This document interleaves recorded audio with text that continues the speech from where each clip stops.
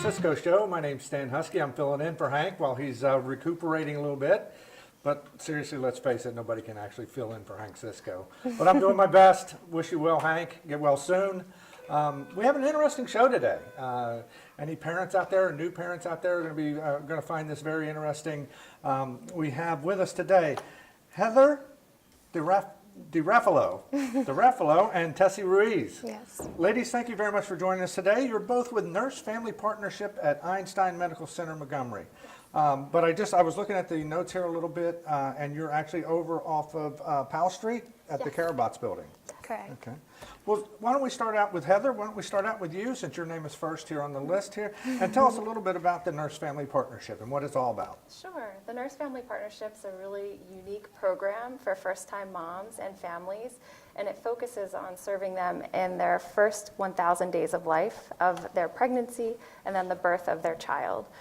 It's a really instrumental time in a child's development and also just forming a solid foundation for the family. Well, sure, they say the first 2 years are the most important, right? Mm-hmm. Yeah. So I have, between my wife and I, we have 6 kids, 3 and 3. So we obviously you feel like an expert after you have so many kids. We have 2 grandkids now. What I found interesting, it's almost like nutrition in some ways, in that when our kids were growing up, I think you had to put them down on their belly in the crib, and then it's on put them on the back, and now no pillows. You can't have this. You can't. So things do change obviously over the years. Why is that, I guess, and how come my kids are okay when they were laying on their back and now they have to be on their stomach? What is it, just an evolution of child care? I think it's just always increasing learning, and the neat thing, there's a variety of great home visiting programs, and the thing that differentiates Nurse Family Partnership is that we're actually bachelor's prepared nurses that are going into homes, and that's our job, to always know what's the latest and greatest research that can help prevent safety issues and accidents from happening. Our nurses actually go to Denver, Colorado for a week-long training before they're even able to see families. And we have just lots of issues that we're constantly addressing, like you mentioned, safe sleep, nutrition, and just keeping the families as prepared as we can to be set up for success. So I think I don't remember having the child classes. I remember having classes before the kids were born, when you go in and you do the Lamaze and you do all that. I don't recall anyone coming to a house and teaching us how to be parents. Yeah. Is it something that it's gotten harder over the years, or why is it now that we feel like we've got to go in and teach these people how to raise that child? Well, the other thing that's unique about our program is we really focus on working with first-time moms, and I'm sure you might remember working with your first child was quite different than when you had your 6th. Oh, sure. Yeah, Sure. So that's a pretty scary time, and even just getting connected with all the resources. Sometimes when our moms find out they're pregnant, it might be unexpected, so even navigating the world of benefits, having appropriate insurance, finding the right doctor, there's many things that are involved in having a healthy, successful family. So we focus on all of those things. And what is it that's I guess a common theme? I mean, I'm trying to remember some of the things when the kids were little or smaller, I guess. I don't know what the right phrase there is. It seemed like to me the always one was the formula, and whether or not it was too hot, right? That always made me a nervous wreck. It was like, that burned a little. Did that not burn? Is it going to be cold? Is it, is there a common theme? Is there one thing that you really try to focus on when you go into the homes and say, this is the most, you need to know this? Well, we are focusing really on 3 different time frames because we're with them, like I said, for about the first 1,000 days. So that includes the pregnancy phase, We like to enroll moms, ideally before their 28th week of pregnancy, just to make sure that they can get set up for success, and even plan picking a pediatrician as well, not just as a doctor for themselves, but all the things they need to think about before the baby's born. And then the second phase would be infancy, that kind of first year of life. We do address things like nutrition, both of the mom and of the baby, whether she's breastfeeding or formula feeding, how to do that safely. And then the third phase is toddlerhood, which is usually when they start to get on the move. So that's always an interesting element to address. Well, let's make sure I didn't confuse the issue here. Is it on the back now, or is it on the stomach? I'm not even sure. Which one is it? In addition to Nurse-Family Partnership, we also have Tessi, who's here to talk to us about safe sleep and cribs for kids. So I'm going to defer to Tessi on that. Okay, great. So we have a program. It's a national program. It's called Cribs for Kids. The Nurse Family Partnership team is the only one in the county that's providing it at this point. What we do is we receive referrals from different agencies stating that there's a family that is either expecting or that has an infant at home, so anybody less than 12 months of age, that does not have a safe sleep space, meaning their own crib. So what we do is we contact them, we check up on them, and we schedule a delivery time and date. It's typically after the baby's born. And what we do is we go to the home and we bring a brand new pack and play crib, and we show them how to set it up, how to break it down. We provide safe sleep education. There's some brochures that we give out in both Spanish and English. And we talk to them about SIDS, so preventing SIDS, so sudden infant death syndrome. And right now what is encouraged based on all the research is the baby should sleep on their back. So on their back. Yeah, Okay. so we go over all of that. On the back. The ABCs of sleep, so A for alone, B on their back, and C in a crib. So we emphasize on all those. And as I mentioned, we are able to do this currently in Spanish and English. We have all the materials like that. But if a family does speak another language, we can use the language line to accommodate. So it is a one-time home visiting program. Again, we go in there and we just educate them on safe sleep and what the best practices are at the moment. So there are sometimes, though, again, being a parent now, and a grandparent now, and two of them, sometimes they just don't want to go to sleep. And they roll over. And really, it is the easy way out, I know, because you just don't want to hear them cry anymore, is to bring them into bed with you. Correct. Do you have any tricks or tips for parents so of how to? Of course, we always encourage them that they should sleep in their own crib. The pack and place that we provide does have a bassinet portion that they can use up to 3 months or 15 pounds with the baby. So it's actually up higher. So we encourage them to put maybe the pack and play right next to the bed. That way they're still close to the baby can still sense them, they can still hear them when they're crying. And of course, we always hear those kinds of stories. It's just much easier, or the baby cries, but we just constantly encourage them, provide the research, through our brochures, and just make sure that they understand why. We have had some infants die of rollover deaths, so accidentally sometimes parents roll over and suffocate their baby. So we educate them as much as we can so that they can make that call and say, okay, maybe this is the safest, even if the baby cries. We'll work through it, but we'll do the safest thing.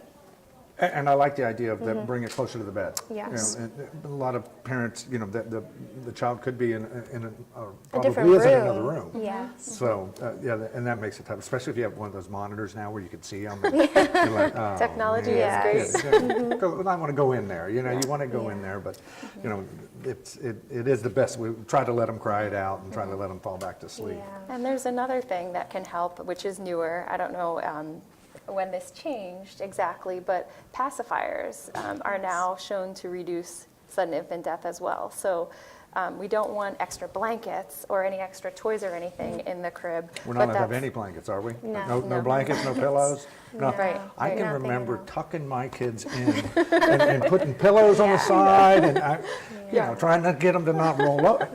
And But now, things do change, and we also have, for example, and I can show you brochures that are for grandparents, because different generations think very differently, and we're used to having different ways of doing things. So we want to make sure that we educate the whole family, not just the mom, but dad or anybody else that's going to be taking care of the baby and is going to be putting the baby to sleep.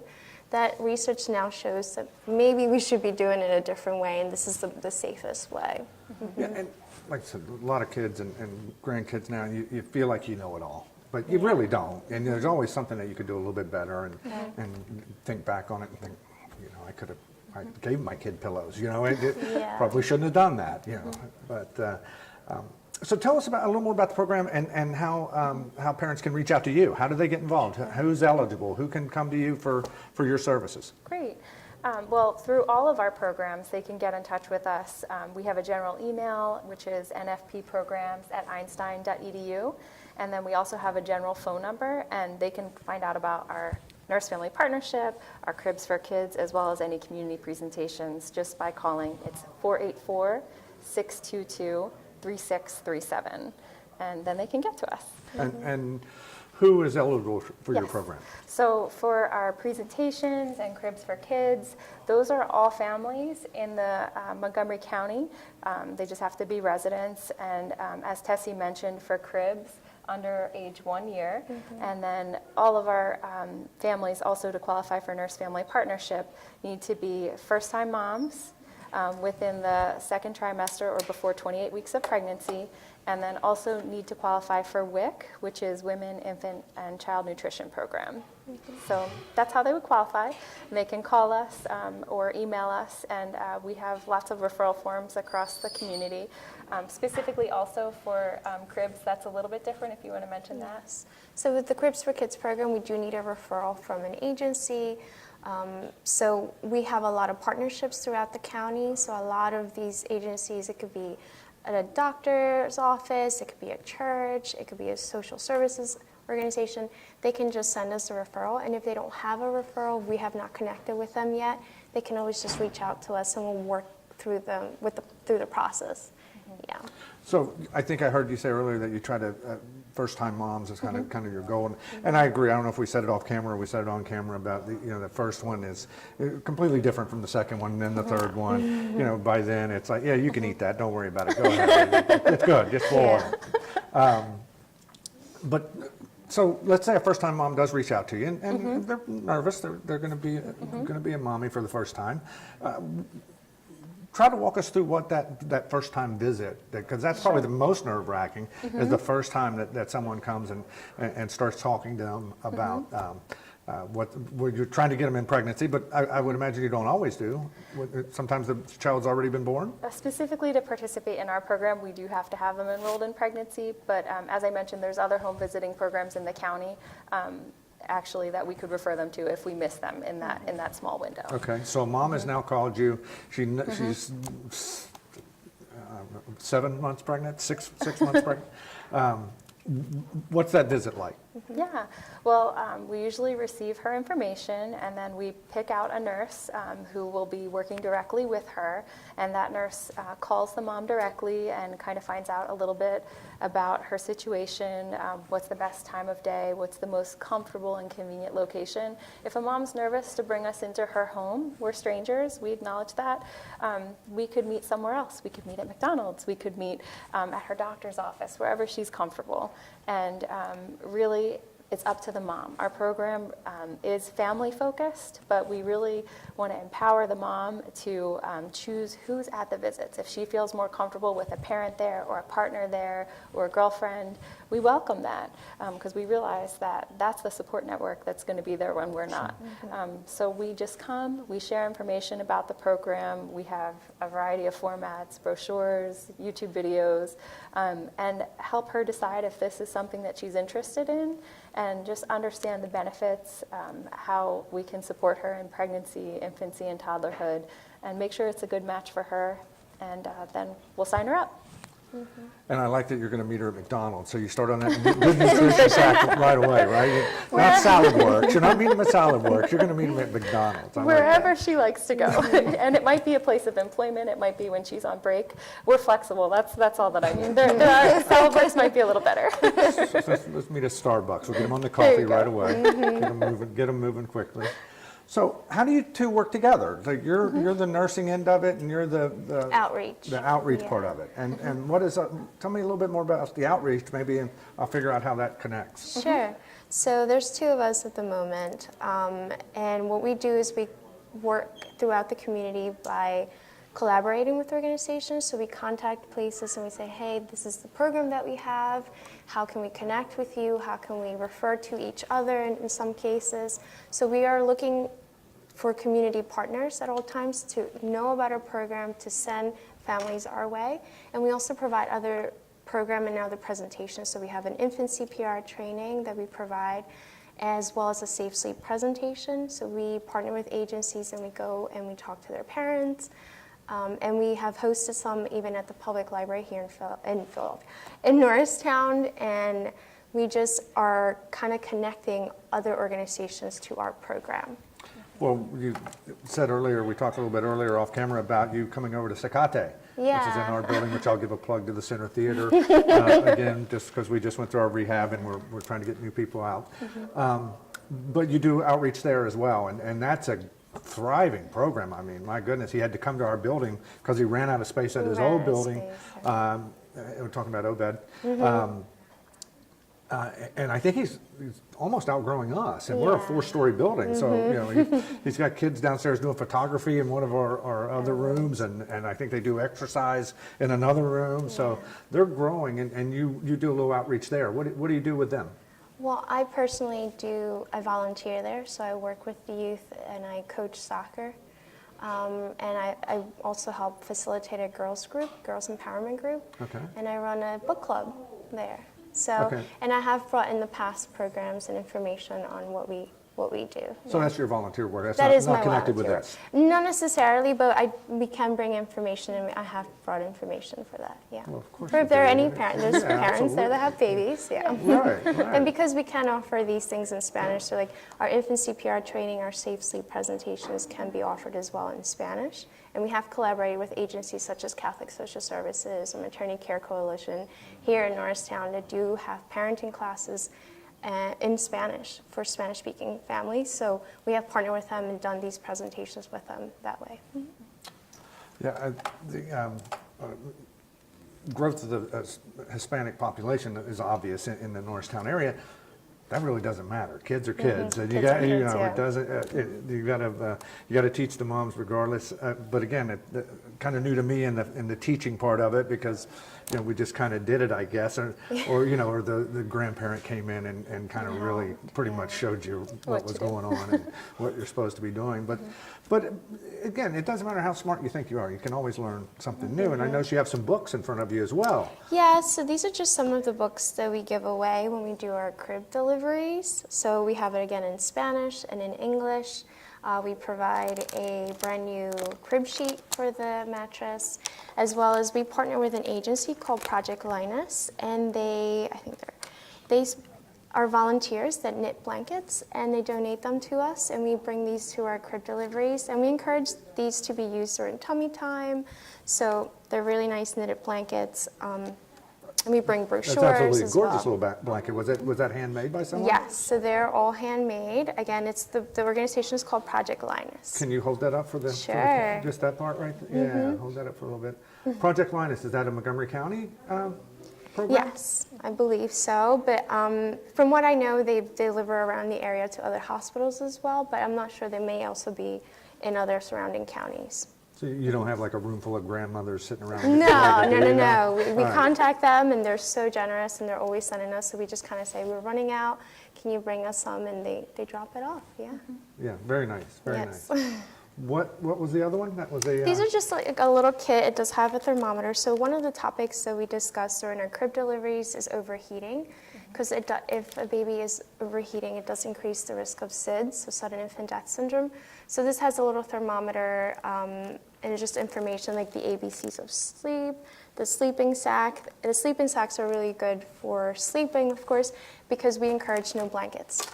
So I know. those are the I'm best for learning. I'm sleeping.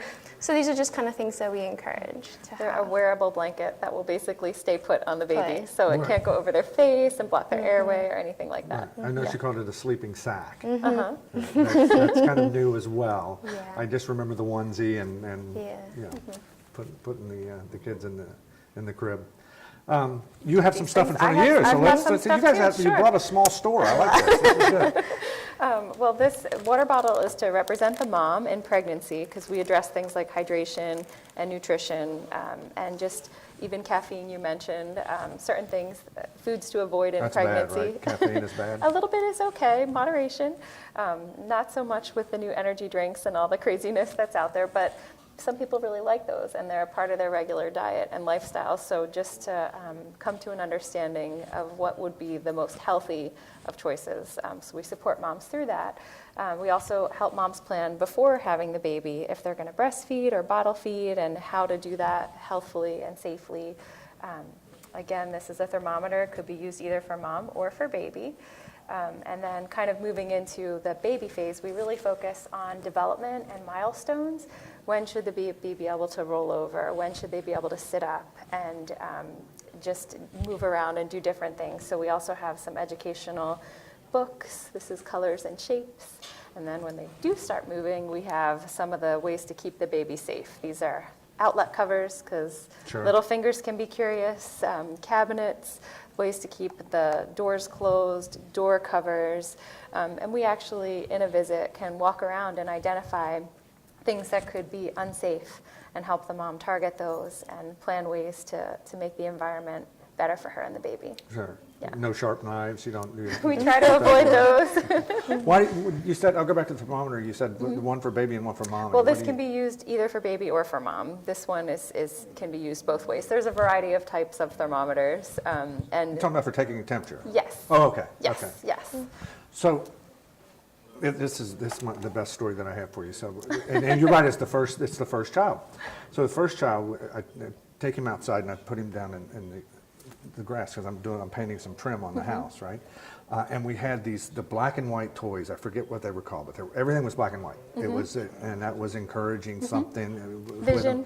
That's what you had to have. And we had like $5,000 worth of these black and white toys out on the yard on the blanket. I'm all set up. He's going to be there for hours. He's got all these toys he's playing with, and I even position my ladder so I can still see him, and I get up there and I'm painting away. And he's gone. Where'd he go?